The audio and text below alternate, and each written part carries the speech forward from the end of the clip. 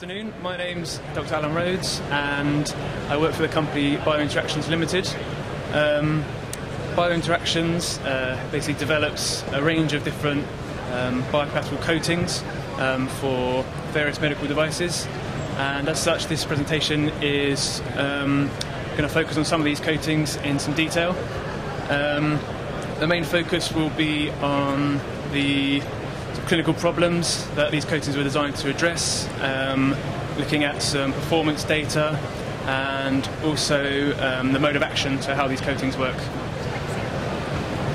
So I'd like to begin with a brief overview of what I plan to cover. So first of all, there'll be a quick introduction to coatings and why they're so important, and then I'm going to look at a few coatings that BioInteractions offers. These include Avert, which is a surface active antimicrobial coating, Astute, which is an advanced heparin platform, Assist, which is an enhanced lubricious coating, also Ease, which has been designed for enhancing wound care systems, and finally I'd like to discuss Adapt, which is a biostable drug delivery system.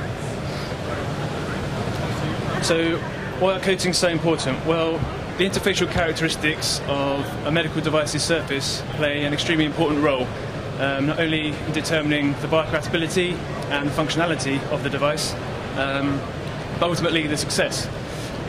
For example, devices with ideal bulk properties may provoke harmful biological responses as a result of undesirable surface properties. So coatings therefore offer a convenient and a cost-effective approach to providing functional and tailorable surface properties. By using a coating you can maintain ideal bulk properties, but you can achieve more biologically acceptable interface. So to this end, BioInteractions has developed a range of various coating solutions which are designed to enhance the properties of various medical devices. So the first coating that I'd like to discuss today is called Avert, and it is a surface active antimicrobial coating. So the clinical problem that we're trying to address is that of device-related infections.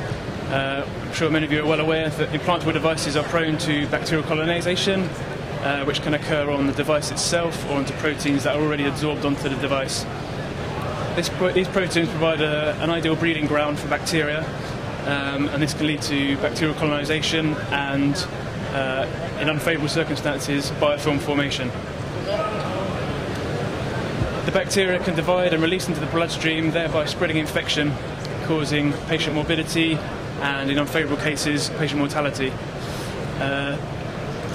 Once a biofilm is formed, it means that it's a lot more difficult for antibiotics to penetrate, and this often results in a higher dose being required to kill the biofilm. Just a quick statistic, over 80,000 CVC-related infections occur each year in the intensive care unit, and this represents an additional cost of between $300 million to $2 billion in the US alone. So it's a massive problem. So solutions to this problem, people have looked at coatings that release active agents, for example silver, antibiotics. However, the inherent problem with these solutions are that they lose potency over time, i.e. that they run out. They can also have associated with them systemic side effects, and they can lead to bacterial resistance. So BioInteractions have developed a surface active antimicrobial coating which provides a dual approach to preventing biofilm. So Avert basically takes an active antimicrobial component which is based on polyhexanide, and this is then copolymerized with highly hydrophilic, non-thrombogenic polyethylene glycol components. This gives a stable, non-leaching coating assembly. This is a very simple schematic representation of the coating, which is linked onto the device surface.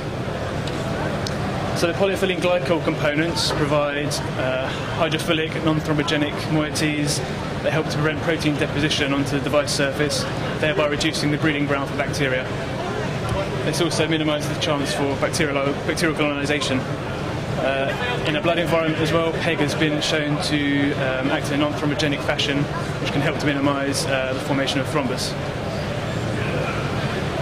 The mode of action for this coating is, as I said before, the active antimicrobial is based on polyhexanide, which has a long history of use in the medical device industry, and it works on a contact kill mechanism, basically due to biguanide functionality that's present on the polymer backbone. So here it shows a schematic representation. So the coating basically induces a separation of the bacterial membrane upon exposure, and this causes the cell to be lysed and leads to bacterial cell death on contact. This coating has a broad spectrum of activity against both gram-positive and gram-negative bacteria. In particular, has shown an 84% reduction in bacterial adhesion for MRSA, which is low mean feet. The fact that this is a non-leaching coating means that the longevity of the antimicrobial activity can be sustained longer, and this can provide long-term protection against bacterial colonisation, and we've shown less than 20% reduction in activity after 4 weeks. The coating process itself is a simple one-step coating process. It allows for internal and external surfaces to be coated, and it lends itself very well to a range of different substrates and devices. It's also very cost-effective.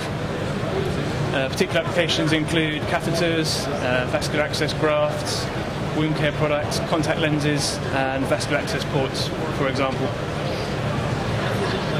So in summary, Avert provides a bifunctional approach to preventing device-related infections. We combine a non-thromogenic component, which prevents protein deposition, with an antimicrobial agent, offers broad-spectrum activity, and works on a contact kill mechanism. This is a stable, non-leaching system, provides long-term protection, and leads to reduced risk of systemic toxicity. We currently license this technology to Avert, who coat their central venous catheters, and the product is CE marked and selling well. The next code I'd like to discuss is Astute, which is our advanced heparin platform. And the clinical problem here is that artificial surfaces contact blood, and they're perceived as being foreign. They can absorb blood proteins in a dynamic process, and this can lead to non-specific protein and cellular deposition. There's also a problem of platelet adhesion, activation, and aggregation. And this adverse biological response is due to the fact that these surfaces have poor hemocompatibility, and this can culminate in thrombus formation, so blood clots. Many people have looked at solving these problems. People have looked at passive materials, which are so-called non-thrombogenic, for example, polyethylene glycols, phosphorylcholines, and also active ingredients, so anti-thrombogenic components, such as heparin. So we have combined both non-thromogenic. Sorry? Thank you. Combine both non-thromogenic and anti-thromogenic components on the same polymer backbone to provide a multifaceted approach to hemocompatibility. So Astute provides hemocompatibility through 3 major components. Firstly, heparin, which is non-leaching and extremely high activity, around 300 milliunits per centimetre squared, which is extremely high. And this provides similar benefits to heparan sulfate, which is found in the natural endothelium. We also have sulfate and sulfonate groups, which are negatively charged, and these help to repel red blood cells and proteins. And finally, we incorporate polyethylene glycol components, which have a very low surface energy and help to minimise the interaction with blood elements and reduce platelet and protein adhesion. So we copolymerise these functionalities together to provide a stable copolymer assembly. This is, I guess, the schematic representation of the functional layer.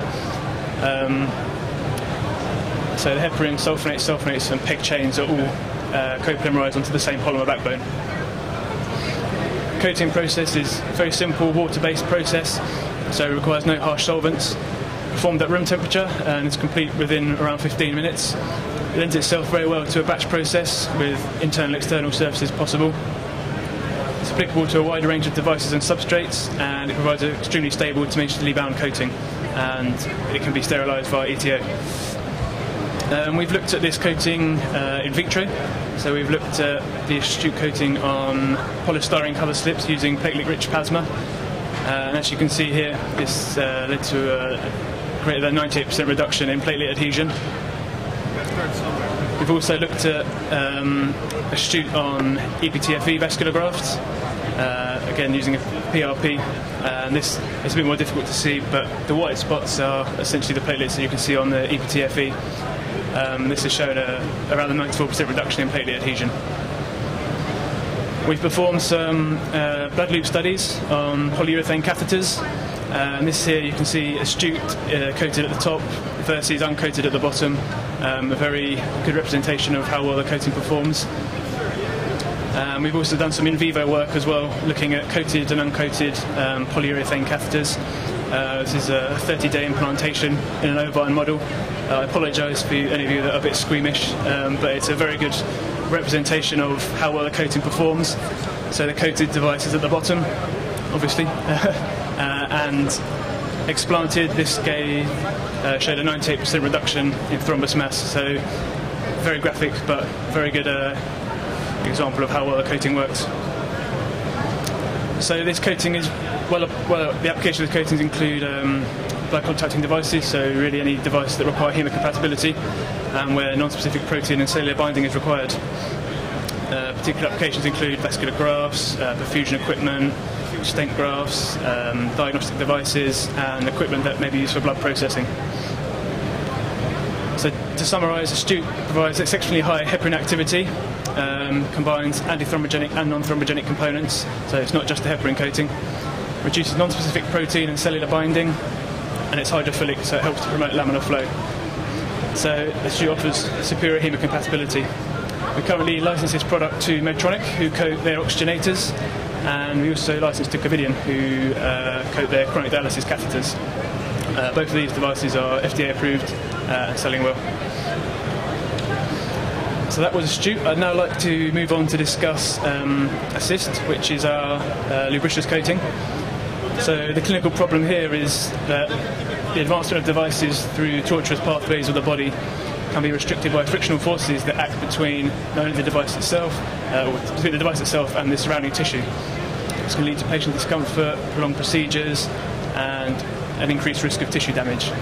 There's also the risk of poor hemocompatibility, so there's a risk of thrombosis. Lubricious coatings have been around for many years, and they serve well to reduce frictional forces, aiding device placement and removal, and increasing the patient comfort. And we have now developed our own lubricious coating, which is called Assist, and this provides dual comfort for the patient. So Assist basically combines not only lubricious components but also non-thrombogenic components on the same polymer backbone. So we utilise one system. It doesn't require mixing of different polymers. The lubricious component is based on polyvinyl prolidone, which has a long history of use in the medical device industry. But we also incorporate additional functionality during the polymerization process. So we have excellent control over the polymer's properties, looking at the lubricity, in order to flexibility, and also adhesion. It's a one-step coating process, and it's cured by UV. So again, the UV linker is attached to the polymer backbone, so that does not need to be mixed in. The fact that it's UV cured means you get a very stable, tenaciously bound coating that is covalently chemically linked not only to the device surface but also to other polymers as well. Coating becomes lubricious when wet, and it's a simple, cost-effective process that's very rapid. It takes a few minutes and reproducible. It's well suited to a wide range of applications, including tissue and blood contacting devices. For example, endotracheal tubes, feeding tubes and pacemaker leads, as well as guide wires and catheters. A wide range of substrates can be coated, including but not limited to polyurethanes, polyesters, silicons. I won't read the whole list. So Assist, to summarise, is highly lubricious, has a coefficient of friction of around 0.05. It's non-thrombogenic as well, so it helps to minimise protein and cellular deposition. Provides enhanced delivery and effortless removal capabilities, and thereby minimising tissue damage and improving patient comfort. And the process, as it's UV cured, is very rapid, and it's a very cost-effective process. I'd now like to move on to EASE, which is a wound care system. And fibroblasts perform a vital function in the wound healing process. They proliferate at the wound site and help form the new extracellular matrix. However, in the presence of foam and gauze, fibroblasts can adhere onto these devices. They can grow into the dressings, thereby making them difficult to remove. So this can lead to tissue damage and trauma, and delay the healing process and cause some patient discomfort. So we're basically looking into trying to reduce this fibroblast adhesion onto the wound dressing itself, minimising the fibroblast proliferation, and thereby minimising this tissue ingrowth that would hopefully thereby allow for easier removal of wound dressings. So we've come up with the wound care system EASE, which was specifically developed to aid the wound dressing removal. So we've done some initial in vitro studies on this, looking at fibroblast proliferation in cell culture. These were incubated for 9 days, and we used microscopy and fluorescence to evaluate the proliferation. So this shows a graph of the uncoated versus EASE-coated wells. So as you can see, the bottom 2 lines represent the EASE coating, and this is proliferation of fibroblasts. So you can see a significant difference between those that are coated and those that aren't coated. And here is some microscopy images of control versus EASE. Again, you can see here a stark difference between those that are coated and those that aren't coated. So this technology was essentially derived from our clinically proven hemocompatible technology, whereby we hope to prevent non-specific protein binding. The coating is a one-step process. It can be sprayed, dipped or painted onto the device, and it provides a non-leaching, biostable coating. The applications include wound dressings, negative pressure wound therapy and removable sutures. And finally, I'd like to discuss our biostable drug delivery platform, which is called Adapt. This was originally developed for use on drug-eluting stents, and we wanted to produce a system which could provide very tailorable drug delivery systems with targeted drug release at the site of injury. So as I said, this was originally for drug-eluting stents, so it was aimed at reducing restenosis following stent deployment, and this is due to near-interval hyperplasia. So the benefit of using site-targeted drug delivery means that you can avoid the use of high drug concentrations, and this therefore can avoid systemic toxicity. The Adapt system is a biocompatible, non-biodegradable coating, and it's synthesized from both hydrophilic and hydrophobic monomers. So it's an amphiphilic copolymer assembly, and the system provides excellent control over drug release. We synthesize this in-house, and by varying the different monomer ratios, we can have a range of different customized release profiles. We can produce bespoke physical properties for the polymer, and by tailoring the hydrophilic-hydrophobic balance means we can elute both hydrophilic and hydrophobic drugs. Total elution of the drug is possible, so it's good to not to have drug retention, because this may lead to late inflammatory reactions. Elution up to 30 days is possible. Here just shows coronary stents that have been coated with Adapt, and we've released rapamycin from the surface. So as you can see, simply by adjusting our different monomer ratios, we can lead to slow, medium and fast dilutions up to 30 days, control the burst rate. So Adapt is applicable to a wide range of substrates and devices. These include stents, membranes, sensors and diagnostic devices. Coating is applied. We have an ultrasonic coater that we use for stents, but it can also be dip coated, and this, as you can see, provides a smooth, homogeneous coating. So to conclude, BioInteractions offers a range of different coating solutions that are applicable to a variety of different medical devices. We have many years' experience in overcoming coating challenges, and in addition we are often involved in collaborations, consultations and various development programs. All intellectual property is owned by BioInteractions, and the company is ISO 9001-2008 accredited by the British Standards Institute. Well, that concludes my presentation. Thank you very much for your attention. If you have any questions, I'll do my best to answer them. The question was with regards to heparin leaching downstream, whether we see any heparin downstream.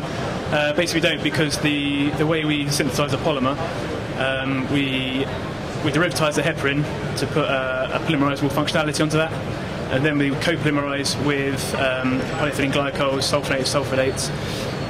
And then when we apply it to the coating, it's basically a build-up of layers, and that represents the functional layer at the top. So it's a non-leaching, it provides a very stable, tenaciously bound coating. One of the tests that Covidian do is called the wet glove test, which is basically on the chronic dialysis catheters. So they basically, as it says, they wet the catheter with a gloved hand, they rip it down the length of the catheter, and then they re-dye it afterwards to make sure that the coating's homogeneous and nothing's come off. So we're very confident that it's stable. Thank you very much.